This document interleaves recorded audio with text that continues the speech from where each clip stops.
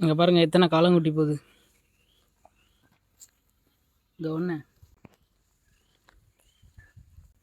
இங்கே ஒரு காலங்குட்டியா,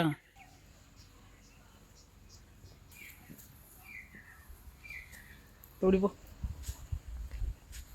ரொம்ப நேரமாக 3 காலாங்குட்டி நம்ம இருக்கிற இடத்துல சுற்றி சுற்றி வந்துகிட்டு இருக்கு. இங்கே பாருங்கள்.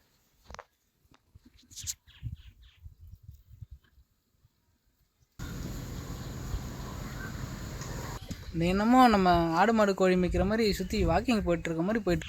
இது விஷம் இல்லை தான், இருந்தாலும் நம்ம விரட்டி விட்டுருவோம்.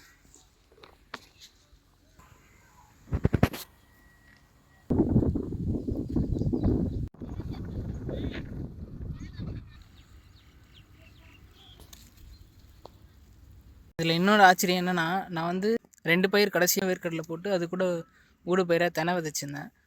தொடர்ந்து எனக்கு அந்த விதை வந்து முளைச்சி வந்துக்கிட்டே தான் இருக்குது. இங்கே பாருங்கள்,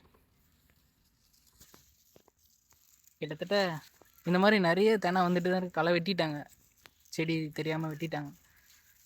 இவ்வளோ அழகாக இதுக்கு எந்த ஒரு உரமும் கொடுக்கல, ஒன்றுமே பண்ணலை, இவ்வளோ அழகாக வருது பாருங்கள். இதுதான் நம்ம சிறுதானியத்துக்கு உண்டான மதிப்பு, நாட்டு விதைகளுக்கு உண்டான மதிப்பு இதுதான்.